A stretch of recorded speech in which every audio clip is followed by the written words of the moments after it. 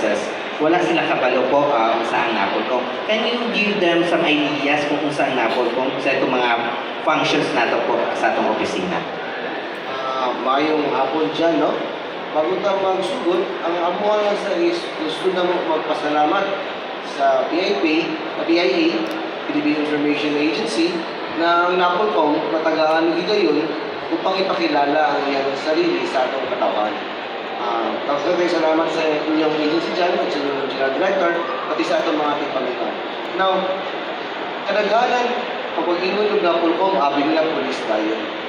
Ang National Police Commission, inyong National Police Commission, ay ang civilian oversight sa police. Kaya di ba, ikan ka, naimo ni siya after nag-separate ang PC to INP from Philippine Constabulary, which is a purely military organization, to a purely police organization. Now, sa 1987 Constitution, iingon na dapat ang police civilian. No? There should be one national police, national in scope, and headed by a National Police Commission. A National Police Commission ang representante sa civilian into the police organization. Kami, or ang inyong napulkong, kay ang civilian oversight into the police. Now, functions. Ang una naman na function is to administer the Philippine National Police and supervise the operations of the PNP. When you mean administer, the promulgate ng mga rules and memorandums for the PNP, and supervision ang mga tanaw kung eksakto ba ang ilang paghimo sa ilahang duties and responsibilities. Now, part of administration, napolcom, nagakandak o PNP entrance examination o ang PNP benefits. Kung ng mga kuhan sa police, kaning police manual, and every year, ang atong commission na composed of kaning the Secretary of the DILG as chairman, appointed sa President of the Philippines, na ay member from the legal sector, member from the women, and the PNP chief. Ang ilahang what's the report atong commission to advise the President on the crime prevention or the crime situation sa Philippines. Now, sa operation, kaya na-supervise kayo nato, no? Kung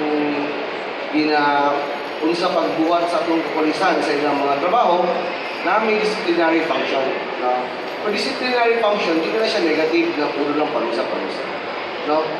Na may disciplinary function na if the citizens, there's an airing complaint against any police officer, pwede mo dulog sa mo ang tanggapan. And napod ni search, tanawan na makukit sa punton, mga kailangan natin i-comment.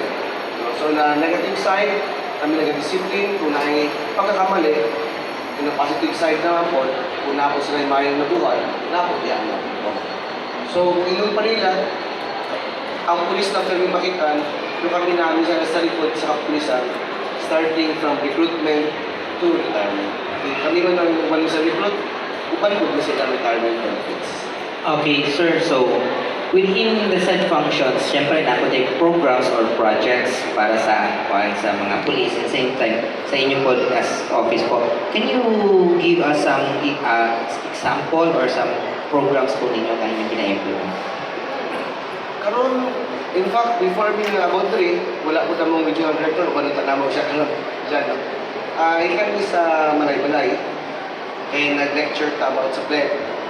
Ang PLEB, pwede ko na-discuss na ni Mayor na Torniap sa nagka-unyak, kaya napo na siya function na to provide civilian participation into the PNP. Kaya ang goal lagi natin dito is to professionalize the PNP and to make it under civilian control.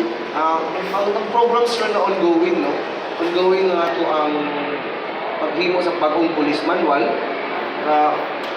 how to operate, kung saan nila mga uniforms, starting na sa police manual, and ginabago ko na nga ito ang inspection and monitoring forms. Okay.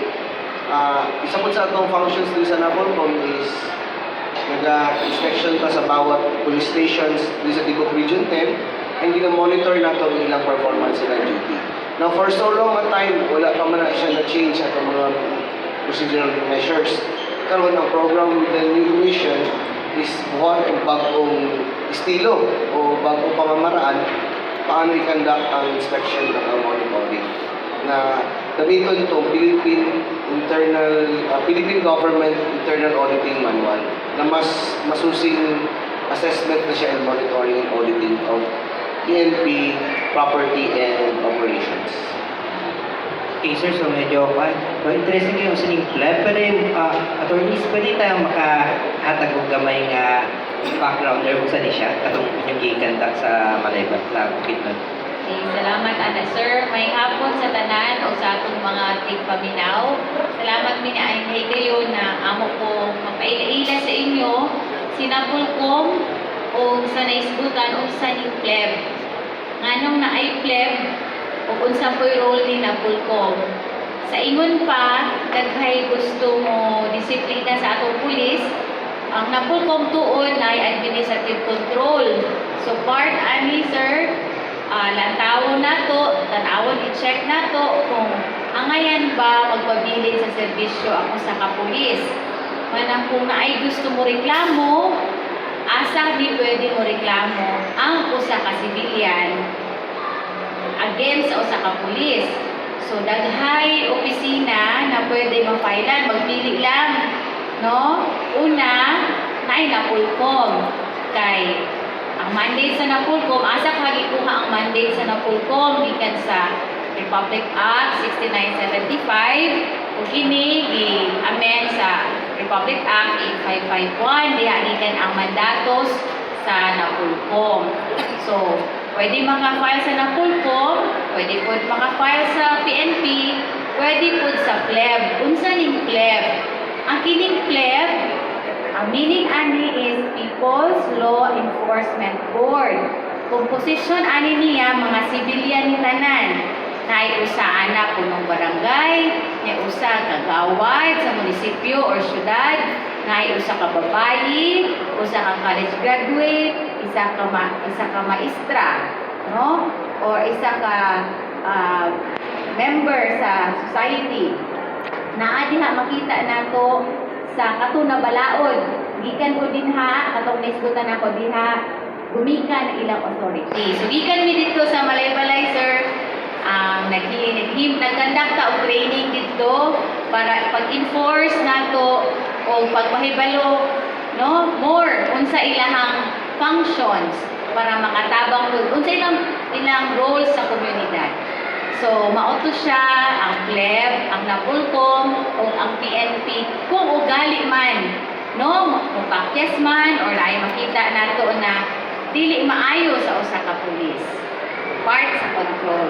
Salamat. Diyan, ready ko ma-singit, no? Okay, sige po. Actually, ang pleb, no? Bigla po na mo promote ang pinapakilala sa publiko ang Napulcom, pinapakilala ko na mo ang pleb. Kaya usahay manggol, wala nga, bisang mga tao ang Napulcom part sa pulis, sumadlok sila na reklamo sa MOA.